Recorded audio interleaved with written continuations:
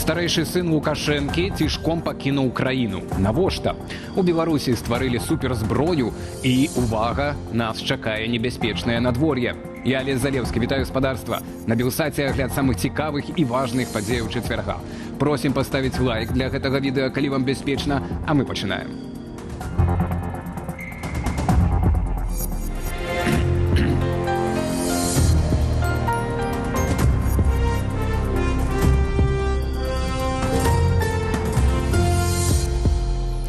Ці магчымая нармалізацыя дачыненняў паміж Беларусю і Літвой? Лукашэнкаўскія медыі заявілі пра гатоўнасць Вільні да дыялогу, але ў літоўскім МЗС адказалі. Словы міністра Кястуціса Будрыса ў Менску сказілі. Што ён насамрэч сказаў і чаму без вызвалення палітвязняў і спынення атак гаворкі пра дыялог няма? Разбіралася Ірына Дарафійчук. То есть вы готовы наладить отношения? Я мечтаю об этом. Правокацией назвала Министерство замежных справаў Литвы публикацию на телеканале ОНТ фрагменту размовы с Кястутисом Будрысом. Интервью записали падчас анталійскага дыпламатычнага форуму, але словы міністра вырвалі з кантэксту, гаворыцца ў каментары для телеканалу ЛРТ. У сваім выказванні ён падкрэсліў, што Літва, безумоўна, хацела б, каб нашым суседам была мірная і дэмакратычная дзяржава, з якой можна падтрымоўваць сяброўскія стасункі. Аднак пра стасункі з Беларусю нельга казаць да той пары, пакуль ёсць палітычныя зняволеныя. Беларусь застаецца саўдзельніцай агрэсіі Расіі супраць Украіны, і з ейнай тэрыторыі ажыццяўляюцца гібрыдныя атакі супраць Літвы. Пры гэтым Міністэрства замежных справаў Беларусі паспела ўжо і адрэагаваць на скарэктаванае медыямі выказванне Будрыса. Мы приветствуем такое заявление. Беларусь всегда выступала за добрососедские и взаимовыгодные отношения с Литвой и разделяет стремление к их нормализации. Со своей стороны подтверждаем полную готовность к конструктивному диалогу. Паводле Варанкова, цяпер беларускі бок чакае адказу ад Літвы. Беларускія дыпламаты тут просто зацікаўленыя з гэтых кантэксту вырваць, каб прадставіць як лепш сваю працу, каб больш унесці нейкія расколы ў Еўропу, і ўвогуле намаляваць прыгожую карцінку. Напярэдадні прэм'ер-міністрка Літвы Інга Ругініяне чарговы раз падкрэсліла, што Літва не мае намеру збліжацца з Беларуссю, пакуль Менск не прадэманструе добрай волі. Умовы для перамоваў агучаныя даўно. Безумоўнае вяртанне літоўскіх фураў з Беларусі і спыненне гібрыдных атакаў. І нават пасля выканання гэтых умоваў у яго ўсё яшчэ сотні і тысячы палітычных зняволеных. Ён праводзіць рэпрэсіі супраць уласнага народу. Таму мы хочам, каб еўразвяз сціснуў на рэжым столькі, колькі спатрэбіцца, і не вяртаўся да звычайнага вядзення бізнесу. Вядома, любыя тэхнічныя перамовы могуць быць адноўлены. Тэхнічныя перамовы ў некаторых канкрэтных аспектах, але не як палітычны дыялог. Рэжым тым часам працягвае ціск на суседнюю краіну. На мінулым тыдні Еўрапейскі гуманітарны універсітэт прызналі экстрэмісцкай арганізацыяй. Няма рэальнай стратэгіі ў Менску, што рабіць, як палепшыць адносіны з еўрапейскімі краінамі, бо няма гатоўнасці ўсур'ёз ісці на дээскалацыю, і разам з тым так ёсць жаданне ўсё даціснуць і пры гэтым атрымаць нейкія бенефіты. А так гэта не працуе, бо размаўляць з Европой з пазіцыі сілы у Менска ўласнай сілы-то і не хапае. Гібрыдныя атакі пры гэтым рэжым працягвае. З пачатку года літоўскія памежнікі спынілі ўжо амаль 5000 спробаў нелегальна мінуць мяжу. А аэрапорт у Вільні 7 разоў прыпыняў працу праз аэрастаты з кантрабандаю з Беларусі. Ірына Дарафійчук, Белсат. Лаўрэат Нобелеўскай прэміі міру, былы палітвязень Алесь Бяляцкі, выступіў у Сейме Літвы. Прамова была прымеркаваная да 40-х угодкаў катастрофы на Чарнобыльскай АЭС і 30-годдзя праваабарончага цэнтру «Вясна». Апроч таго, Бяляцкі сустрэўся са спікерам Сейма Юозасам Оляксасам. Размаўлялі пра сітуацыю вакол Еўрапейскага гуманітарнага універсітэту, падтрыманне палітвязняў і далейшую супрацу беларускіх дэмакратычных сілаў з Літвою.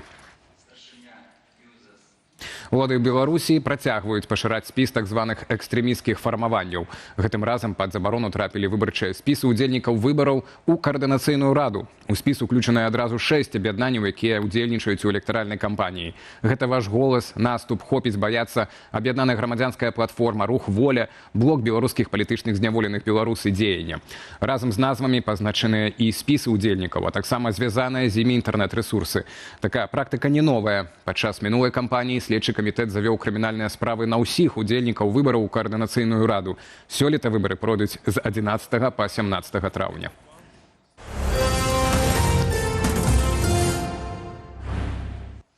Еўразвяз разблакаваў дапамогу ўкраіне і ўзмацніў санкцыі супраць Расіі. Крэдыт на 90 мільярдаў еўраў і новы пакет абмежаванняў зацвердзілі пасля таго, як Вугоршчына зняла вета. У 20-й пакет уваходзяць абмежаванні ў банкаўскай сферы, забарона на марскія перавозкі расійскай нафты, а таксама гандлёвыя санкцыі. Што да крэдыту для Ўкраіны, яго зацвердзілі яшчэ летась у снежні, аднак увесь час канчатковае рашэнне блакавала Вугоршчына.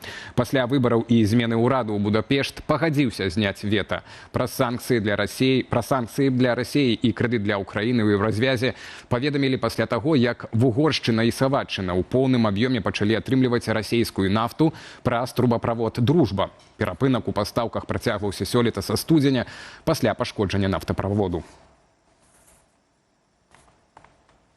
Віктор Лукашенко зноў накіраваўся на Блізкі ўсход, у Аман і Аб'яднаныя Арабскія Эміраты. Гэта ўжо не першая такая паездка за апошнія месяцы, але беларускія дзяржаўныя медыі пра яе маўчаць. Што вядома пра гэты візіт і якія мэты могуць стаяць за ім у нашым матэрыяле. Як найменей трэцяя камандзіроўка Віктора Лукашэнкі на Блізкі ўсход за апошнія паўгода. І першы прыпынак Аман. Пра гэта прамаўчалі медыі ў Беларусі, але напісала аманскае агенцтва навінаў. Маўляў, размаўлялі пра ўмацаванне супрацы ў сферах эканомікі і інвестыцыяў. Медыаналітык Паўлюк Быкоўскі кажа, што дзяржсмі кіруецца пэўным табу на асвятленне дзейнасці сям'і Лукашэнкі, а таксама яно не сумяшчаецца з вобразам народнага прэзідэнта, якую Александр Лукашенко хацеў бы іграць. У яго з'явіліся адкульсьці нейкія рэсурсы, які трэба размяркоўваць у гэтых краінах. У яго з'яўляюцца люксавыя паездкі.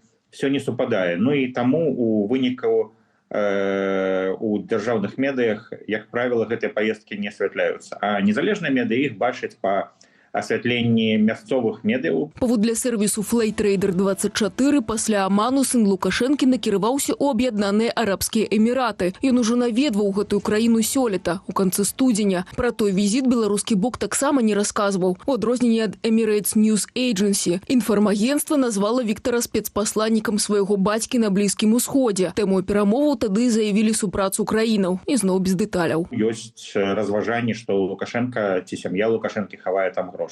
Але гэта не ёсць даказана. Калі паглядзець, хто у якім складзе ездзіць у гэтыя краіны, то там раней сустракаўся Віктор Шейман, прадстаўнікі абароннага комплекса беларускага, то праўдападобна, што там ёсць нейкія агульныя інтарэсы па гандлі зброі. Снежаньскі візіт самого Лукашэнкі ў Аман таксама прыцягнуў увагу незалежных медыяў і аналітыкаў. У складзе дэлегацыі сыны Віктор і Мікалай, але не міністры. Хаця тэмой паводле прэс-сакратаркі Эйсмонт была акурат эканоміка, пастаўкі беларускага мяса, малочнай прадукцыі і інвестыцыі ў дрэваапрацоўванне. Кіраўнік НАУ Павел Латушка тады выказаў такое меркаванне, што насамрэч ёсць мэтай візіту. За все стратегические товары, которые поставляются из Беларуси, существует схема откатов. Или контролируются они фирмами, подставными фирмами, принадлежащими семье или олигархам Лукашенко. И вот этот огромный капитал сконцентрирован на Ближнем Востоке. И тут Виктор, который распоряжается этим капиталом. Поэтому они обсуждали вопрос, как, во-первых, сохранить деньги в Омане. Ну, нельзя же держать все в одной гавани, в Объединенных Арабских Эмиратах. Апошнія гады Лукашенко і аманскі султан Гайсам бен Таерек аль-Саід неаднаразова сустракаліся як у Амане, так і ў Беларусі. Але з канкрэтных вынікаў і выгадаў для беларусаў пакуль толькі ўзаемная адмена візаў, што набыла моц у сакавіку. Марыя Сысой, Белсат. Больш за 1 мільён рублёў страцілі кампаніі з Беларусі і Кітаю, спрабуючы абысці санкцыйныя абмежаванні. Грошы за пастаўленае абсталяванне так і не дайшлі да атрымальніка. Пракуратура Мінскай вобласці завяла крымінальную справу за махлярства ў асабліва буйным памеры. Паводле справы, нявызначаная асоба ліставалася ў інтэрнэце з беларускай і кітайскай кампаніямі, называючы сябе афіцыйным партнёрам кожнай з іх. Махляр пераканаў бакі, што праз санкцыі наўпроставыя аплаты немагчымыя і прапанаваў альтэрнатыву – разлікі праз фірму ў Турцыі і Кыргызстане.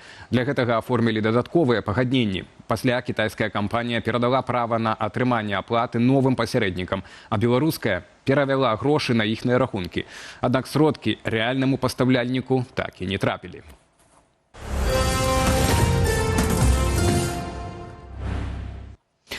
Александр Лукашенко заявіў пра стварэнне ў Беларусі лазернай зброі супраць беспілотнікаў. Паводле яго, сістэма можа знішчаць дроны на адлегласці да 2 кіламетраў, але без тэхнічных дэталяў. Наколькі гэта рэалістычна і ці здольная Беларусь распрацаваць такую тэхналогію, пытаемся ў эксперта. Падобна Лукашенко ў навінах прачытаў, што такія сістэмы ўжо існуюць. Великабрытанія праводзіла выпрабаванні, Ізраіль таксама праводзіў выпрабаванні падобных сістэмаў, і менавіта ў гэтым кірунку ваенная прамысловасць ужо развіваецца. Тое, што ці можна зрабіць гэта ў Беларусі, гэта пытанне, паколькі ўсё ж такі Беларусь не мае вялікага досведу ў падобных распрацоўках, але тэарэтычна гэта не настолькі суперскладаная нейкая тэхналогія. Хаця мы бачым, што Расійская Федэрацыя мае вялікія праблемы з увогуле нейкімі высокатэхналагічнымі рэчамі в любой галіне ваеннай прамысловасці апошнім часам. Таму я не думаю, што гэта тое, што можа быць прадстаўлена вось проста хутка. Але тое, што распрацоўкі ў дадзеным кірунку вядуцца, тут, в прынцыпе, гэта можа быць праўдай. Але пакуль мы не пабачым гатовага прадукта, то мы дакладна не скажам, што гэта і як гэта можа выглядаць і прымяняцца. Больш пра лазерную зброю ў Беларусі, яе магчымасці і рызыкі абмяркуем у студыі Белсат разам з украінскім экспертам Андрэем Гаруко. А мы да іншых тэмаў. З малатка рэлігійныя каштоўнасці. Улады выставілі на аукцыён абразы, канфіскаваныя ў ксяндза Генрыха Акалатовіча. Гэта не першая ягоная маёмасць, якую прадае дзяржава пасля прысуду. Дзе мяжа паміж законам і рабаўніцтвам? І ці можна вярнуць адабранае? Разбіралася Наста Печенкова. Няма нічога святога. Так можна пракаментаваць дзеянні беларускіх чыноўнікаў, якія выставілі на аукцыён 2 старажытныя абразы. Іх сканфіскавалі ў ксяндза Генрыха Акалатовіча, раней асуджанага за палітыку. Абразы, пра якія ідзе гаворка, гэта свяціцель Юліан, епіскап кінаманійскі канца 19 стагоддзя і ўзняцце Хрыста з труны 18 стагоддзя. Першы лот ацанілі першапачаткова на 700 беларускіх рублёў, другі на 4000. Гандляванне пройдзе 14 траўня ў Нацыянальным мастацкім музеі. Безумоўна, тут трэба вельмі асцярожна падыходзіць да гэтай канфіскацыі, каб не дапусціць знішчэння гэтых ікон, каб зноў жа не парушаць абавязательства дзяржавы па ахове гэтай гістарычнай спадчыны. Абразы не першая маёмасць Акалатовіча, якую адабралі ўлады. Раней з малатка пусцілі ягоны аўтамабіль і таксама шукалі пакупніка для ягонага зямельнага ўчастка ў вёсцы Новы Амыш Баранавіцкага раёну. Праўда, безвынікова. Такім чынам лукашысты вырашылі пагасіць даўгі, якія налічылі святару разам з прысудам 11 гадоў за здраду дзяржаве. Самого ж ксяндза вызвалілі пасля прыезду ў Менск прадстаўніка Ватыкану, і той з'ехаў у Рым. Рэпрэсійны закон, згодна з якім дзяржава змагла легальна забіраць маёмасць, грошы і акцыі за несяброўскія дзеянні, уступіў у моц у студзені 2023-га. Ужо ў ліпені на сайце інтэрнэт-аукцыёну «Белюрзабеспячэнне» з трэцяй, праўда, спробы прадалі кватэру Святланы і Сергея Ціханаўскіх. Трохпакаёўка ў Менску каштавала пакупніку 60 000 еўраў. Тады з малатка пайшла і калекцыя гадзіннікаў Віктара Бабарыкі, а праз год зямельны ўчастак палітыка ў вёсцы Мачанай Лагойскага раёну за амаль 332 000. Кватэру яшчэ адных апанентаў Лукашэнкі, Валерыя і Веранікі Цапкалы, прадалі за 400 000 рублёў. Самым жа дарагім актывам з тых, што адабралі, стала кватэра плаўчыхі Александры Герасіміні. Чатырохпакаёўку Менску ацанілі на 661 000. А ці маюць пацярпелыя права на вяртанне маёмасці? Калі будзе адменены прысуд, то, безумоўна, павінна ўсё, што было забрана, павінна быць вернута. Гэта аксіома. Можна запускаць механізмы абскарджання менавіта канфіскацыі, а не самого таго, скажем, злачынства, якое інкрымінировали непасрэдна гэтаму канкрэтнаму чалавеку. Сярод іншага, следчы камітэт неаднаразова пагражаў канфіскацыі маёмасці тым беларусам, што ўдзельнічаюць у акцыях пратэсту за мяжой. Наста Печенкова, Белсат. Шчасце не мае сваёй асобнай меркі для ўсіх людзей на свеце. Але кожны чалавек мае сваю асобную мерку да шчасця. Гэтыя словы класіка беларускай літаратуры Змітрака Бядулі. Сёння споўнілася 140 гадоў з дня ягонага нараджэння. Змітрок Бядуля – гэта сапраўды класік беларускай літаратуры. Ну, таму што ён быў адным з пачынальнікаў навейшай беларускай літаратуры пачатку 20-го стагоддзя. Ён быў унікальным пісьменнікам, які з аднолькавай лёгкасцю пісаў экспрэсіяністычныя абразкі. Ён быў адным з першых нашых пісьменнікаў экспрэсіяністаў менавіта ў прозе, это ў 10-е гады. Ён быў файным публіцыстам. Ён быў адным з пачынальнікам эпічнага рамана. Ягоны раман Язэп Крушынскі, думаю, усе ведаюць. Ён быў шыкоўным казачнікам. Ён быў цудоўным майстрам фельетонаў, ён быў майстрам фантасмагорый. Яго твор «Срэбная табакерка», які выйшаў ўжо пасля яго смерці, это сапраўды праўдзівая фантасмагорыя. За сваё не вельмі доўгае жыццё Змітрок Бядуля напісаў дзясяткі твораў. Ён памёр у 1941 годзе ва эвакуацыі ў казахскім горадзе Уральск. Там жа яго і пахавалі. Аднак у 2020-м прах пісьменніка перавезлі ў Беларусь. Летась на ягонай магіле на ўсходніх могілках у Менску усталявалі помнік. На Беларусь абрынулася непагадзь. На сёння сіноптыкі абвяшчалі па краіне памаранчавы ўзровень небяспекі праз моцны вецер. Ва ўсходніх раёнах яго парывы перавышалі 20 метраў за секунду. Што паспела нарабіць стыхія, апавядзём у наступным матэрыяле. Наступствамі моцнага ветру падзяліліся ў сеціве жыхары Гомля. Гэтак на вуліцы Савецкай стыхія зламала дрэва. Яно ўпала на прыпаркаванае аўта. А вось на вуліцы Юбілейнай паваленае ветрам дрэва нічога не пашкодзіла. Яшчэ адной ахвярою непагадзі стаў светлафор побач з паліклінікаю на вуліцы Мазурава. Не вытрымаў моцнага ветру і рэгулятар руху ў Віцебску на праспекце Перамогі. А на вуліцы Кастрычніцкай упаў слуп лініяў электраперадачы. У дамах побач знікла святло. Праблемы з электрычнасцю былі ў 18 населеных пунктах Віцебшчыны. Ад моцнага ветру парушалася і праца Аршанскай ЦЭЦ. Раніцу ў розных рэгіёнах Беларусі прайшлі моцныя ападкі. Залевы былі ў Менску, а ў Магілёве дождж з ледзяною крупкаю. На палях жа актыўнічалі пылавыя буры. Такую з'яву заўважылі ў Пухавіцкім і Лунінецкім раёнах, а таксама ў Рыгачове. Паляпшэння надвор'я пакуль чакаць не выпадае. Для найбліжэйшых дзён Белгідрамет абвясціў штармавое папярэджанне. У ноч на 24 красавіка на большай частцы тэрыторыі Беларусі чакаюцца замаразкі да -3 градусаў. У аб'ектыве на сёння ўсё. Больш навінаў у нашых сацыяльных сетках і на старонцы Белсат.eu. Ну і інфармацыйны вечар працягваецца. Спадарства чакае студыя Белсат і яе сённяшні аўтар Віталь Бабін. Вітаю шаноўных гледачоў. Што для беларусаў можа падаражэць ужо ў бліжэйшы час, калі вайна ў Іране не скончыцца? Чаму Нацыянальны банк забараніў пазычаць валюту не сваякам? Ды ці далёка нам разам з Расіяй да фінансавай катастрофы? Пра гэта ўжо неўзабаве запытаемся у эканамісткі Алісы Рыжычэнка. Запрашаем спадарства. Так, ну і наша традыцыйная рубрыка «Жыццё ў рэгіёнах», а таксама даведаемся новыя санкцыі, якія былі прыняты датычна Беларусі.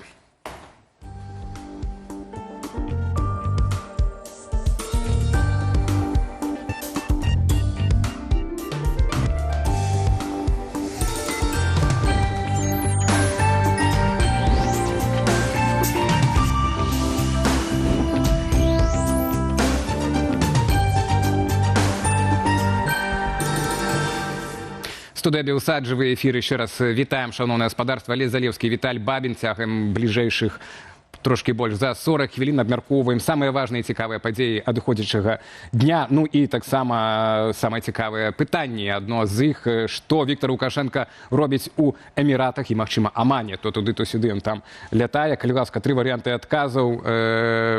Галасуйце, а пытанка ананімная, таму бяспечная. Будзе ў нас таксама і спікерка сёння пра гэта трошкі, і спікер таксама, так, ён спецыяліст па зброі, але, думаю, там без зброі ў Амане не абышлося таксама. Ну а пачынаем з эканомікі. Канфлікт паміж ЗША ды Ізраілем з аднаго боку і Іранам з другога. Падаецца, далёка ад нас, але ягоныя наступствы закранулі ўвесь свет і Беларусь таксама. На што ў Беларусі у сувязі з вайной на Блізкім Усходзе могуць павысіцца кошты? Давайце паглядзім невялікі матэрыял. Цэны на нафту ўзляцелі адразу пасля таго, як Ізраіль і ЗША пачалі бамбаваць Іран, а той у адказ заблакаваў Хурмузскую пратоку. На максімуме барэль нафты Брент дасягаў $118, але ўжо учора яна гандлявалася блізу 100. Нейкі намёк на замірэнне, цэны ідуць уніз, нейкая пагроза эскалацыі ляцяць угару. Разам з нафтою у свеце падаражэў бензін. Эканамічны аглядальнік, аўтар праграмы «Оптимум» на канале «Беларусы і рынок» Андрэй Махоўскі лічыць, што дзякуючы крамлёўскай ільгоце паліва ў нашай краіне не мела даражэць. Маўляў, улады павысілі цэны на бензін, каб кампенсаваць страты Белнафтахіму. Услед за бензінам мусяць падаражэць і іншыя тавары, пры вытворчасці якіх выкарыстоўваюць нафту. Напрыклад, гумовыя пальчаткі і прэзерватывы, лекі, медычныя прыборы, касметыка з бытавой хіміяй, будаўнічыя матэрыялы, тавары з пластыку і іншыя. Паводле Андрэя Махоўскага, з якім паразмаўлялі нашыя калегі з сайту belsat.eu, беларуская эканоміка не зможа стрымаць росту цэнаў на ўсе імпартныя тавары, нават пры дапамозе дзяржаўнага рэгулявання. Пры гэтым эксперт дадае, што калі канфлікт паміж ЗША і Ізраілем і Іранам скончыцца цягам месяца-двух, то беларусы могуць і не заўважыць павышэння цэнаў. А калі працягнецца, то падаражэнне будзе вельмі адчувальным. У нашай студыі з'явілася Аліса Рыжыченка, прадстаўніца ў эканоміцы і фінансах аб'яднанага пераходнага кабінету. Добрый вечар, Аліса. Добрый вечар. Знайшлі час зайсці да нас у студыю. Ну, сапраўды, нафтапрадукты, можна сказаць, выкарыстоўваюцца шмат у якіх галінах, але вот для беларусаў што ў першую чаргу можа падаражэць, на ваш погляд? Ну, у першую чаргу мы ўжо пабачылі рост коштаў на паліва, але таксама кошты растуць на ўсе імпартныя тавары і ў тым ліку на харчовыя тавары. Таму што армудскі пратокай гэта шлях, адкуль ідзе таксама каля 30% міравых паставак угнаенняў. А гэта паўплывае таксама на харчовыя тавары і на іх кошты. Але насамрэч энергетычны крызіс – гэта крызіс, які мае наступства на ўсе тавары, у якіх у сабекошты укладаецца лагістыка. А гэта практычна ўсе тавары, таму што калі скончыцца даже гэты канфлікт у Армудскім праліве, на Бліжнім сходзе, ўсё роўна гэтай павышаныя страхоўкі для гэтых грузаў, для гэтай лагістыкі, яны застануцца, таму што ўжо ёсць прэцэдэнт. І таму гэта будзе паўплываць на рост коштаў ва ўсім свеце і таксама ў Беларусі. З іншага боку кажуць пра тое, што беларусы закупаюць нафту ад Расіі па нармальным такім кошце, і калі, напрыклад, шэраг авіякампаніяў вырашаюць ужо і папярэджваюць пра падвышэнне коштаў на перавозкі альбо пра адмену шэрагу рэйсаў гэтым летам, то ў Белавіі не мусіць быць такіх праблемаў. Так, ўсё верна. Беларусь пакупае нафту танней, чым па міравых коштах. Перш за ўсё, гэта таму, што гэта расійская нафта, яна каштуе танней, але па-іншае, другі фактар – гэта тое, што Беларусь атрымлівае зніжку ад Расіі, мы не ведаем якую, але так, ён закупае расійскую нафту танней, але потым прадае тое, што ён перапрацоўвае, прадае нафтапрадукты па міравых коштах. Таму тут для яго гэта выгодна.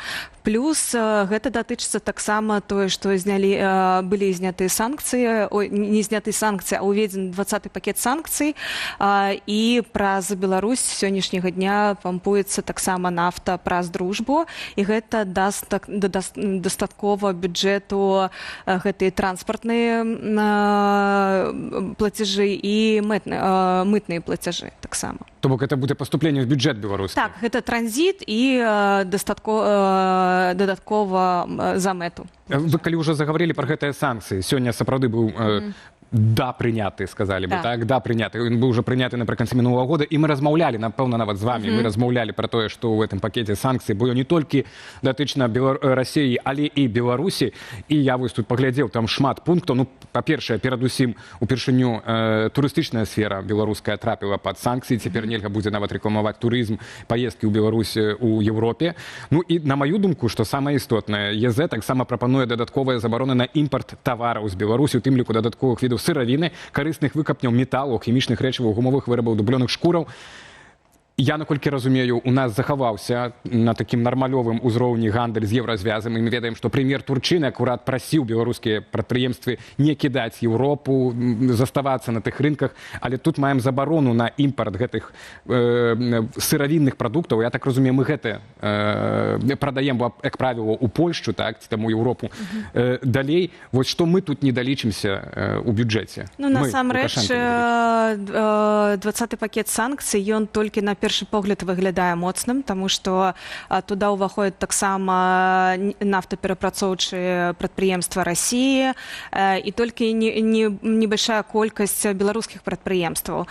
Але там так званыя дзіркі ёсць, таму што не ўведзены санкцыі у дачыненні транспартыроўкі расійскай нафты. Гэта самае галоўнае, чтобы гэта магло препятствовать таму, перашкаджаць таму, каб Расія атрымлівала больш грошай у бюджэт. І зараз гэтага не ўведзена, але дзякуючы гэтым, канешне, Украіна атрымала велізарны крэдыт, але ў дачыненні Беларусі гэта не тыя санкцыі, якія насамрэч маглі бы быць паспяховымі і усур'ёз паўплываць на ваенна-прамысловы комплекс Беларусі. Таму што ўсё роўна застаюцца дзіркі, калі Беларусь можа атрымліваць еўрапейскія тавары з іншых краін праз трэція краіны. А вот по экспорту, бо імпорт в сэнсе з боку еўразвяза беларускіх тавараў і сыравіны, мы можам прадказаць, якое это будзе падзенне, не будзе падзення, колькі мы не далічымся грошай? Зараз гэта складана прадказаць, таму што насамрэч той экспорт, самы маржынальны экспорт, ён быў спынены ўжо даўно з Беларусі у еўразвяз, той, які прыносіў грошы. Калі зараз ідзе дачыненне да прадпрыемстваў, якія невялікія і даюць невялікія грошы і складаюць невялікую долю ў экспарце, таму тут насамрэч складана сказаць, што гэта будзе сур'ёзна паўплываць. Але вельмі важна, калі ідзе гаворка пра тавары, што гэта тавары падвоенага пазначэння, якія могуць выкарыстоўвацца ў ВПК. І гэта добра, таму што закупаць гэтыя тавары будзе патрэбна праз таксама трэція ці іншыя краіны, і гэта будзе так даражэй. А могуць улады, як звыкла рабілі ўжо, рэгуляваць гэтыя кошты, гэтыя цэны? Ну так, яны могуць рэгуляваць, але што яны зробяць, калі імпартны тавар ўжо прыходзіць з себекоштам даражэйшым. Таму ён каштаваў умоўна 2 еўра, а зараз каштуе 4 еўра. Яны забароняць гэтыя кошты, тады і розніца, і опт не будуць прывозіць гэтыя тавары і не будуць прадаваць гэтыя тавары. Тады высокая рызыка дэфіцыту. Ну, але, адпаведна, гэтыя тавары па-любому прыходзяць у Беларусь, людзі іх купляюць за больш высокія кошты, пры гэтым самі заробкі ў Беларусі растуць, дэфіцыт, таму што працоўнай сілы, плюс трэба людзям сацыяльныя нейкія гарантыі даваць. І, адпаведна, ці інфляцыя утрымаецца на запланаваным узроўні. Цяпер она не мае больш за 10%. Ці вот выйдзе за гэтыя 10%? Ну, перш за ўсё, калі мы глядзім на тэндэнцыю росту заробкаў рэальных, это на сённяшні дзень крыху больш за 7%, але інфляцыя за год складае таксама гэтых 7%, крыху больш таксама за 7%. Таму тое, што падымаюць заробкі, гэта ўсё з'едаецца інфляцыяй. І рост коштаў будзе працягвацца, таму што рост коштаў будзе ва ўсім свеце на розныя тавары, і гэта будзе паўплываць на беларусаў. Але яны будуць бачыць гэта не зараз, таму што зараз прадаецца ў магазинах тое, што было на складах. Але крыху пазней, праз месяц, праз 2 мы ўбачым рост кошту. Увесь час бачым, што ўрад і асабіста Александр Лукашенко спрабуе дыверсіфікаваць гэты экспарт адносна Расіі, а пры гэтым да сённяшняга дня мы вельмі моцна завязаны на іхную эканоміку. І вось шведская выведка паведамляе, што вельмі кепская сітуацыя ў прынцыпе можа назірацца, што ўрад Расіі хавае рэальны стан эканомікі. Спадарня Аліса, што вам вядома, як гэта можа паўплываць на нас безпасярэдна? Ці больш за шведскую выведку вам вядома? Ну, перш за ўсё, так, тут такая двубокая сітуацыя, таму што з аднаго боку Расія зараз атрымлівае больш грошай, таму што нафта стала даражэй, кошты на нафту падняліся, але гэтага не хапае, таму што насамрэч у расійскай эканомікі вельмі шмат праблем. Напрыклад, за первы квартал у іх дэфіцыт бюджэту склаў амаль што 5 трыльёнаў, 4,6, але гэта была дапушальная рамка на ўвесь год, але ён ўжо случыўся ў першым квартале. Вось. І таму тыя грошы, якія яны атрымліваюць дзякуючы таму, што кошты падаражэлі на нафту, гэта ўсё роўна не хапае і недастаткова, каб закрыць усе дзіркі ў бюджэце ў Расійскай Федэрацыі. Тым больш мы ўжо бачым доўгі час паведамленні з расійскіх рэгіёнаў, што інфраструктура ў вельмі дрэнным стане. Напрыклад, каля 50% гэта інфраструктура, якая павінна быць зменена, адрамантавана і гэтак далей. Што дзяржаўныя прадпрыемствы не атрымліваюць грошы пад дзяржзаказам, людзі не атрымліваюць заробкі, няма грошай у бюджэце, у местных бюджэтах, у рэгіёнах. І гэта вялікія страты, вялікія расходы, якія ніхто не пакрывае і няма грошай, каб гэта зрабіць. І больш таго, калі будзе інфляцыя, а яна будзе, таму што будзе інфляцыя і рост коштаў у ўсім свеце, гэта будзе адбывацца таксама і ў Расіі. І тады Цэнтральны банк Расіі вырашыць падняць зноў стаўку рэфінансавання, ключавую стаўку ў Расіі. І гэта будзе паўплываць на то, як і ў якім аб'ёме пакупаюць беларускі экспарт, таму што чым больш стаўка, тым менш даступных грошай для бізнеса. І таму беларускія тавары, грамадзянскія тавары, грамадзянскі экспарт будуць пакупаць менш, але ВПК, я думаю, што застанецца на тым жа ўзроўні. Ну, цікава, бо это чарговы абніжэнне будзе атрымліваецца імпарта з боку Расіі, беларускіх тавараў, так, бо ўжо было падзенне ад мінулага года зафіксаваны, і таму у Беларусі ўжо такія вялікія праблемы.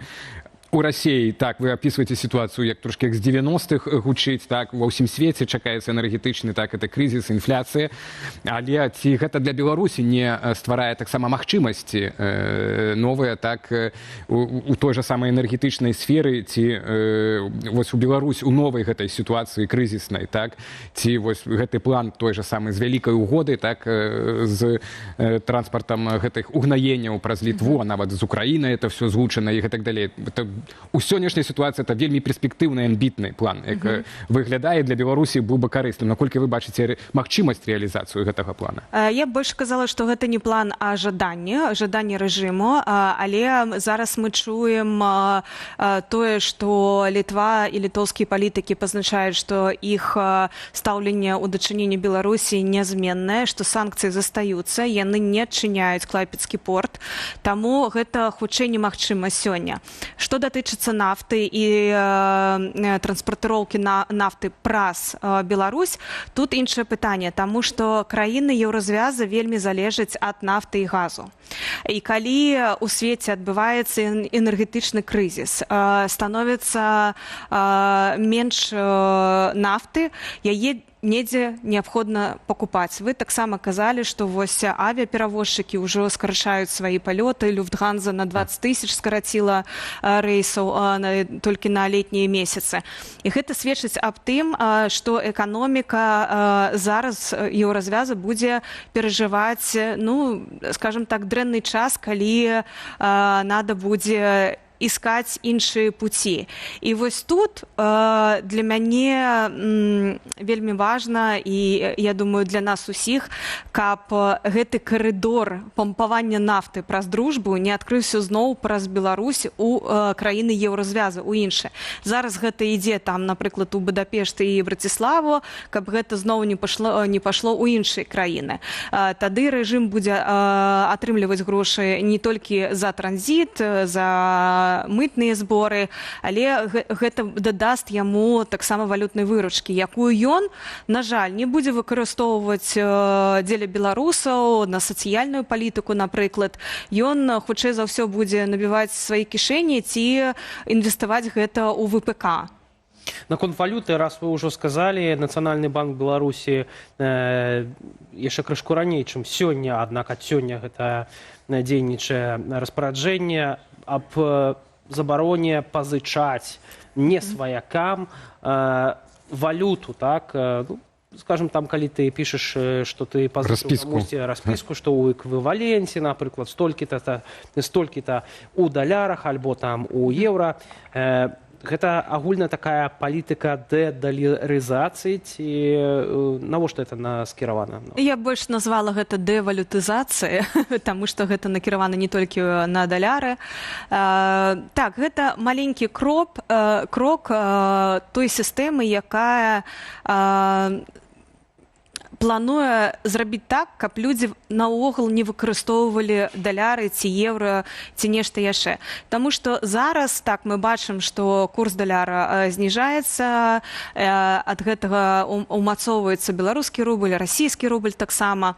Але гэтыя тэндэнцыі могуць змяніцца адначасова, таму што калі будуць расці кошты ва ўсім свеце і будзе павышацца інфляцыя, ФРС прымае рашэнне тады падымаць стаўкі. І калі падымаюцца стаўкі ў ЗША, тады умацоўваецца долар. І калі ён умацоўваецца, тады гэта паўплывае таксама і на яго курс унутры Расіі, унутры Беларусі і гэтак далей.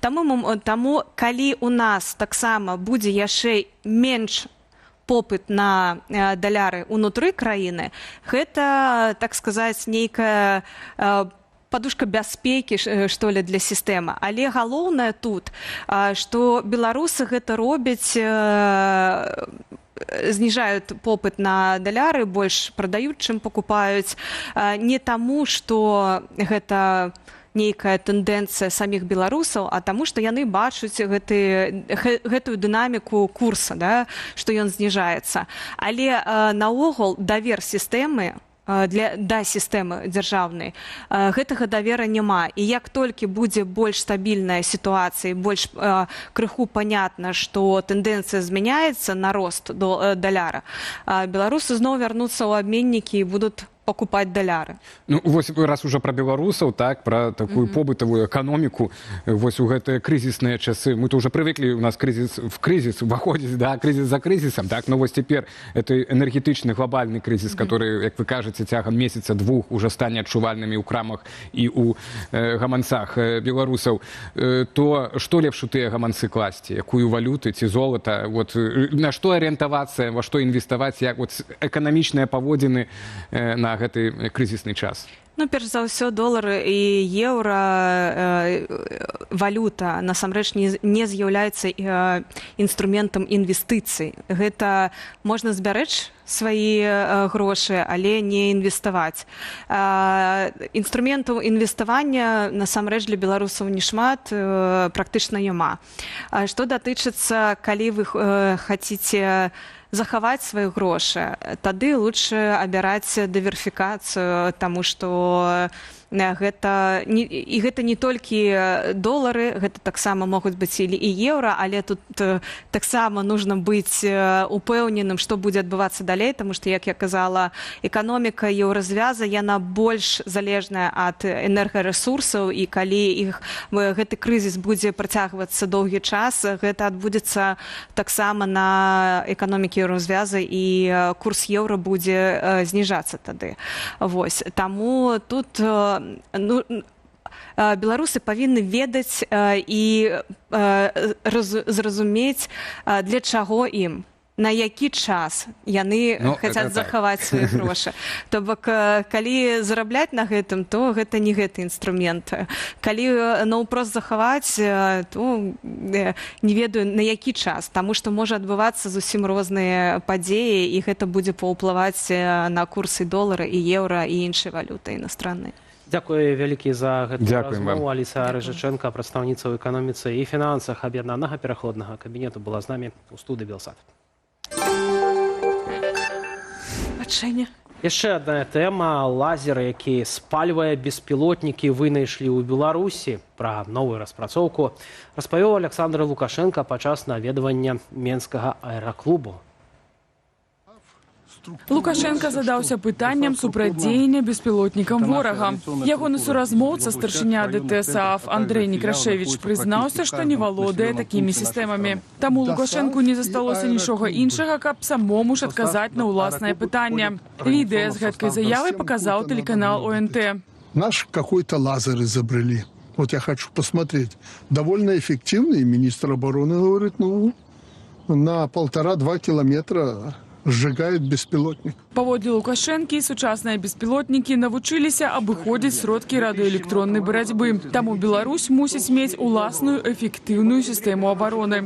Пра тое, што супрацьдронавая абарона Беларусі ўвесь час паляпшаецца, заяўляў яшчэ летась у кастрычніку дзяржаўны сакратар Савету бяспекі Александр Вальфович. Залёты расійскіх дронаў у паветраную прастору Беларусі сталі ледзьве не штодзённасцю. Раней за гэтым сачыў маніторынгавы праект «Беларускі гаюн». Цяпер украінскія вайскоўцы. Часам праз гэтыя залёты вайскова-паветраныя сілы вымушана ўздымаюць у неба знішчальнікі. Большасць выпадкаў заканчваецца тым, што праз кароткі час беспілотнікі вылятаюць з нашай паветранай прасторы. Але фіксаваліся і выпадкі падзення БПЛА на нашай тэрыторыі. Самае вядомае ў верасні 2024 года ў Гомлі і ў ліпені 2025 года ў Менску. З намі на відэасувязі Андрей Харук, доктар гістарычных навук і вайсковы гісторык. Добрый вечар, спадар Андрію. Вечер добрый вам. Добрый вечер. Дзякуем, што далучыліся да нашага эфіру. Ці магчыма, што распрацавалі вось такі лазер у Беларусі? Як вы ацэньваеце вось гэтыя заявы Лукашэнкі? У мене є одна така паралель. Я як історик завжди якісь паралелі намагаюсь знайти. Білоруська ракетна система «Полонез», яка насправді є збиранкою елементів білоруське шасі, китайські ракети і там ще різні комплектуючі. Не дарма у свій час один із російських діячів, не пам'ятаю його прізвища, але коли він характеризував місце Білорусі в Радянському Союзі, він так сказав, що Білорусь – це найкращий складальний цех в Союзі. Тобто в Білорусі є відповідні кадри, фахівці, які здатні з комплектуючих зібрати кінцевий виріб. І той же самий Китай має доступні продукти в цій галузі. Не виключено, що той лазер, про який говорив Лукашенко, має таке китайське походження, можливо, там корпус або ще якісь деталі білоруські. Бо насправді технологія лазерів протидронових, вона є достатньо наукомісткою. 5 країн зараз володіють цією технологією, включно з Україною. Ізраїль, зрозуміло, США. Стосовно Росії є питання, бо наразі вони демонстрували тільки китайські лазери в роботі. До речі, Саудівська Аравія дуже розчарована цими китайськими лазерами. Під час останніх атак іранських вони не надто ефективними виявилися проти дронів іранських. Тут є кілька проблем чи аспектів, які стосуються використання лазерів проти дронів. Насправді, ця зброя дуже дешева, якщо рахувати вартість пострілу. Вартість пострілу, умовно кажучи, там обчислюється якимось ліченими центами чи доларами. Тоді як ракети, якими збивати дрони, вони коштують сотні тисяч доларів. То різниця на кілька порядків. Але тут є... Але завжди є але. Так? Дальність дії тих лазерів, які зараз використовуються, демонструються, вона не перевищує кількох тисяч метрів. Наш український лазер «Тризуб», який з кінця 2024 року випробовується і ще про якесь масове застосування не йдеться, У нього десь біля 3000 метрів дальність, ефективна по лазеру. Менший лазер, теж український Slim Beam, який можна навіть на наземні дрони встановлювати, там всього 800 метрів. Тобто ці лазери годяться для захисту одного конкретного об'єкту. Як це робили ізраїльтяни, наприклад, теж у 2024 році, збиваючи своїм Iron Beam дрони Хезболли. І ми не повинні забувати, що, умовно кажучи, так, дуже наближено, лазер – це світло. І для світла є маса перешкод. Дощ, туман, хмари, курява, хмари, так. Тобто він дуже залежить від атмосферних умов. Перспективна зброя. Дуже зараз багато уваги приділяється розвитку. І США от на авіаносцях, які відправили в Перську затоку, вони теж ці протидронові лазери ставлять. Але Перська затока – це не Полісся. Там атмосфера відносно чиста, дощі там рідкість. Відповідно, і умови застосування. До того ж, атомний авіаносець – це невичерпне джерело електроенергії. А заживити такий достатньо потужний лазер, це десятки кіловат потрібно. Спадар Андрій, а от як яны себе зарекомендували в Україні? Може, ви б могли б розповісти, наскільки ефективно вони працюють? Ви знаєте, що я от перед ефіром передивлявся, я знайшов згадки про випробування цих наших лазерів, але наразі немає якихось статистичних даних про ефективність. З чим стикнулися, наприклад, саудівці з використанням тих же самих китайських лазерів, які теж дають потужність там 25-30 кВт, тобто достатньо потужні. Щоб знищити дрон, потрібно на ньому утримувати промінь десь від 15 хвилин до півгодини.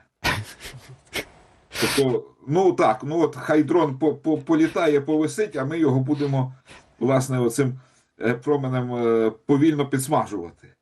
Так? Безперечно, за якийсь час ця зброя буде удосконалена. І це питання буде вирішене. Бо надто багато переваг ця зброя може принести, включно із тим, що я вже говорив, найперше, що вона дуже дешева в плані пострілів. Для захисту конкретного невеликого об'єкта, військового корабля, наприклад. Але покуль що тільки в космосі. Але покуль що тільки в космосі. На Землі не сильно. В космосі це інша стаття, це стратегічна оборонна ініціатива США, де взагалі там збирались лазери з ядерною накачкою розміщувати, де енергію отримували від ядерного вибуху. Але це вже зараз не актуально. Актуально зараз такі невеликі компактні лазери потужністю десятки кіловат, які здатні забезпечувати ближню оборону протидронову. Чи здатна Білорусь створити такі лазери? Ще раз повторю, так, теоретично так. Інша справа, що такий лазер буде там, знов-таки, відсотків на 80-90 залежить від імпортних комплектуючих. Це буде складанка. Хутчэй за ўсё так китайська, як ви кажете, спадар Андрію. Китайська, або, можливо, десь на Заході вдасться, хоча це проблематично, але ж ті ж самі тепловізори Білорусь за французькими технологіями випускає для танків. Ты хотел, мне еще про Зеленского только питание, мне уже про политику, про лазер нема. Виталь, коли у тебя не про лазер. Так, у меня только про Зеленского, у нас литерально 1,5 хвилины засталося, что про наступ з Беларусі сёння заявіў, что ў России хапае хворых ідеяў по прыцягненню Беларусі до войны. Вось, вы як вайсковы эксперт, можа расшифраваць эту заяву Зеленскага, бо это уже не першае про тое, что Беларусь можа вось-вось уступіць у войну. Што гэта могуць быць за хворыя ідэі такі, на вашу думку, улічваючи позицію Лукашенко і народу білоруського? Дуже скептичний, дуже скептичний. Якщо Лукашенко не вступив у війну у 2022 році навесні, коли російські війська стояли під Києвом, то зараз сенсу робити це абсолютно ніякого немає. Так, але тут гаворка про нейкія... те, що... Так, але я вас пераб'ю. Тут Зеленскі каже про нейкія хворыя ідэі Росії по притягненню Білорусі. От нейкія ідэі... те, що Росія... Так. Те, що... Знов, я процитую Гітлера, пробачте. Але фраза цілком політкоректна. Він свого часу сказав так. Італія буде коштувати мені 20 дивізій. В будь-якому разі. Якщо вона буде моїм союзником, щоб її захищати, якщо буде моїм ворогом, щоб перемогти. І от Білорусь в цій ситуації – це Італія для Росії. Те саме, що Італія для Німеччини, для Третього Рейху. Пробачте за таке порівняння. Але якщо Росія втягне Білорусь в війну, то вона буде мати набагато більше клопоту, щоб Білорусь захистити від України. Так, господар Андрію, великі дякую вам за гэту експертизу, за гэты каментар. Нагадаю, Андрій Харук, доктор гістарычных навук і гістарычны гісторик, быў з намі на відэасувязі.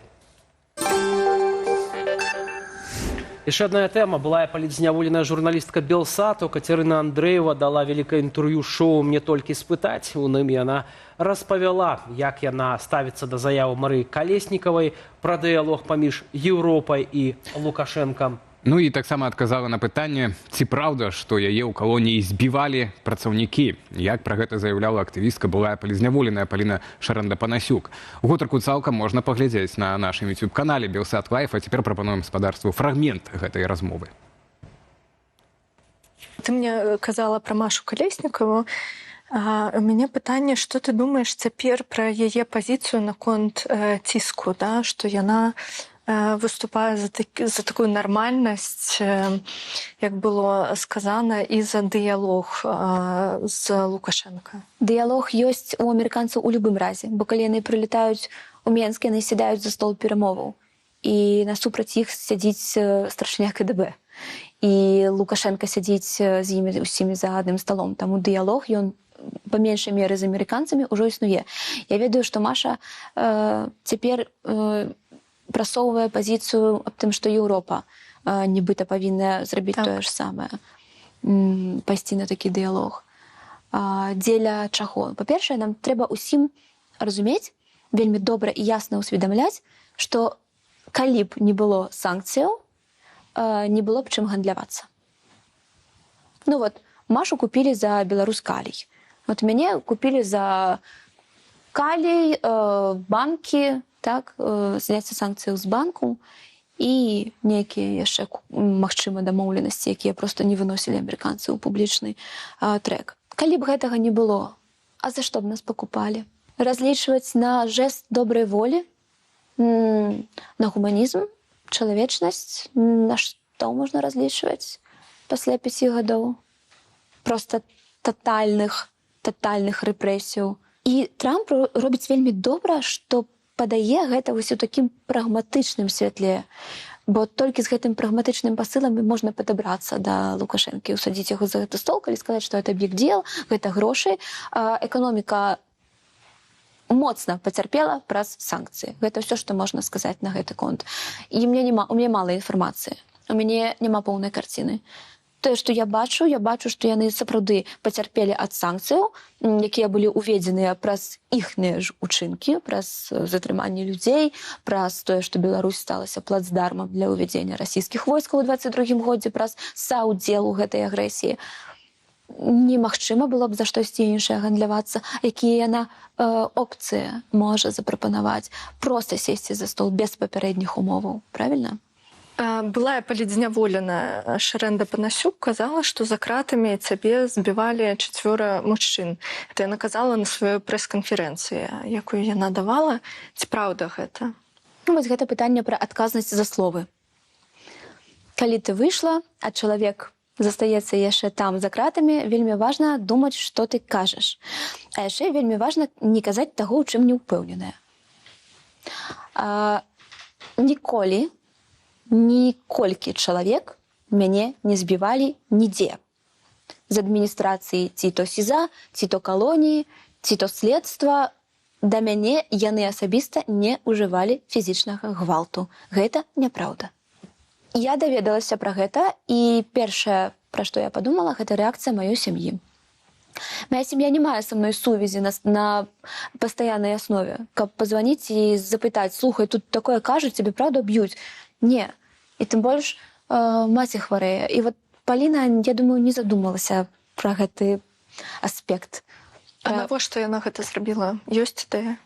Магчыма, проста праз такі склад натуры ёй хацелася прыцягнуць увагу, магчыма, з лепшых нейкіх матываў, але яна, думаю, хацела прыцягнуць увагу ў першую чаргу да таго гвалту маральнага, які адбываецца абсалютна з усімі, да жанчынамі палітзняволенымі, амаль з усімі. То, што маральны гвалт існуе, гэта 100%. Рэдка каму удаецца яго пазбегнуць. Адмысловыя пакаранні, вось гэтыя рандомныя пазбаўленні спатканняў, шыза, ПКТ, гэта ўсё абсалютна мае месца. Калі шыза можна лічыць фізічным, бо, канешне, цябе змяшчаюць вельмі цяжкія кепскія ўмовы, якіх вельмі лёгка захварэць, то і фізічна, канешне, гэта гвалт. Натуральна.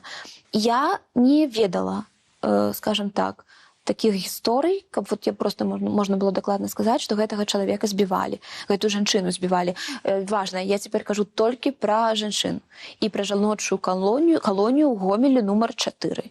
Момантаў збіцця не было, мяне ніхто не збіваў.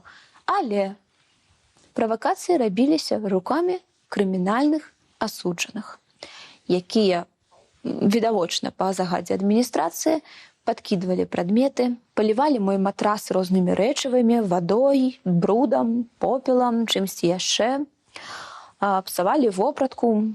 Потым пры нейкай спробе сказаць, што вось мне людзі, глядзіце, што зрабілі, паскардзіцца, ты вінаватая сама, гэта зрабіла ты, это робіш ты, каб прыцягнуць увагу да сваёй зорнай персоны. Ну, гэта з насмешкай. У маім выпадку былі два моманты, калі вось такія жанчыны спрабавалі мне зрабіць штосьці фізічна і рабілі.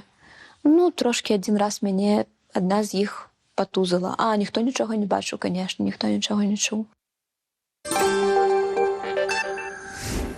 А цяпер пераходзім да нашай сталай рубрыкі «Жыццё рэгіёнаў», якую мы рыхтуем сумесна з рэдакцыяй БГ Медыа.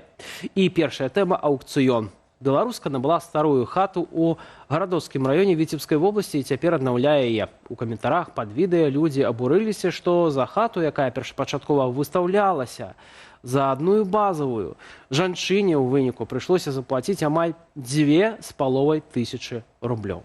Шчаслівая ўладальніца хаты з аўкцыёну вырашыла патлумачыць сітуацыю. Ребята, ну давайте будем трезво оценивать ситуацию. За все нужно платить. Оформление документов тоже стоит денег. Никто не обещает вам сделать все бесплатно. Пожалуйста, да, можно купить там у бабушки, у дедушки домик, можно просто его купить без оформления. Это каждый выбирает сам. Я взрослая женщина, я сделала свой выбор, и я рада тому, что имею. И сейчас мы занимаемся светом. Естественно, это все тоже стоит денег. Естественно, никто за бесплатно вам не даст новые материалы, счетчики там и так далее. За все мы заплатим. Скоро всех познакомлю. Ну і крочым далей, жыхарка Віцебшчыны кожныя красавіцкія выходныя збірае на балотах вясновыя журавіны. У каментарах пад відэа людзі здзівіліся, што журавіны увогуле можна збіраць увесну. Дасведчаныя, прабач, ты хацеў, працягвай. Дасведчаныя збіральнікі ягад тлумачаць, што цяпер на балотах яшчэ застаюцца леташнія ягады, якія не сабралі ўвосень, маўляў, цяпер журавіны вельмі смачныя, але і вельмі мяккія, таму збіраць іх трэба асцярожна. Поехали в Сурожское направление. Дорога очень плохая, сильно разбита лесовозами. Добирались долго, но добрались до болота. На болоте очень много воды. По сравнению с теми болотами, где я была, то здесь вообще столько воды. Ну, как бы ягодок собрали. Вот, смотрите, какая неплохая, крупненькая ягодка. Муж тоже сегодня старался, хорошо собирал ягод. Выдатны, які ўраджай. Далей поўдзень Беларусі, жыхары на Роўлі рыхтуюцца да прыезду Александра Лукашэнкі. Ён мае наведаць горад у гадавіну аварыі ў Чарнобылі 26 красавіка. Афіцыйнай інфармацыі пра прыезд Лукашэнкі няма, але гэта відавочна з іншай прыкметы. У горадзе ідзе масавае добраўпарадкаванне. Будучы маршрут Лукашэнкі ў Нароўлі можна зразумець са стану месцаў. Так, першыя адрамантавалі верталётную пляцоўку на гарадскім стадыёне «Страла». Пасля сам стадыён і дарогу да яго. 18 красавіка добраўпарадкаванне ахапіла ўжо ўвесь горад. Падчас рэспубліканскага суботніку жыхары на роўлі прыбралі лісце, пафарбавалі дрэвы і агароджу, зрабілі парадак на дзіцячых пляцоўках. Паводле мясцовай раёнкі «Прыпяцкая праўда» цяпер на горад можна глядзець з гонарам. Атрымліваецца, раней на роўлю нельга было глядзець з гонарам. Так, але гэта не дажынкі, гэта проста прыезд Александра Лукашэнкі. Ну, хоць так, трохі будзе прыгажэй. На гэтым ставім кропку студыі «Белсат» і дзякуем за ўвагу, каментары і ўпадабанні. Для вас працавалі Алесь Залеўскі і Віталь Бабін. Да хуткай сустрэчы. Пакуль.